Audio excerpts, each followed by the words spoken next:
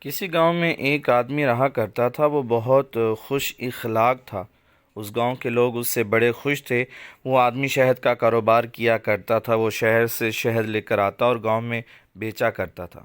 چونکہ اس آدمی سے سارے خوش تھے، اسی لیے اس کا شہد فوراً بک جاتا تھا۔ یہاں تک کہ اگر وہ غیر معیاری شہد بھی لے آتا تو وہ بھی ہاتھوں ہاتھ بک جاتا۔ اس آدمی کا ایک ہمسایہ تھا جو ہر وقت اس کو دیکھ کر جلتا تھا اور دل ہی دل میں اس سے زیادہ کمانے کی ترکیبیں سوچتا تھا، لیکن وہ آدمی تھا بہت کڑوے مزاج کا۔ ہر کوئی اسے ناپسند کرتا تھا۔ اس نے سوچا کہ اس آدمی کا شہد اتنا بکتا ہے، کیوں نہ اس کا دھندا بند کروانے کے لیے میں بھی اس سے اچھا شہد یہاں لے کر آؤں اور لوگوں کو سستے داموں میں بیچوں۔ اس طرح میری کمائی بھی ہو جائے گی اور اس آدمی کا دھندا بھی ختم ہو جائے گا۔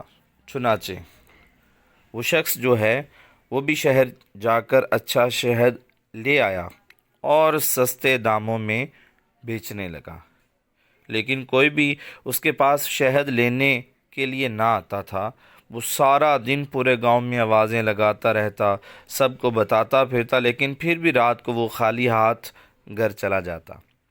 وہ بہت پریشان تھا اور اسے دیکھ کر کسی عقل مند نے کیا خوب کہا کہ کڑوے مزاج کے آدمی کا شہد بھی کڑوا ہی ہوتا ہے۔ آخر میں اللہ تعالیٰ سے دعا ہے کہ اللہ تعالیٰ ہمیں سمجھنے اور عمل کرنے کی توفیق عطا فرمائے۔ اگر آپ کو یہ تحریر اچھی لگی ہو تو لائک ضرور کریں اور ثواب کی نیت سے اپنے دوستوں کے ساتھ شیئر بھی کریں۔ اللہ سے دعا ہے کہ اللہ تعالیٰ ہم سب کے اخلاق جو ہیں اور کردار جو ہیں ان کو بہتر فرمائے اور اللہ تعالیٰ ہمیں ہدایت نصیب فرمائے۔ جب بھی بولیں تو اچھا ہی بولیں۔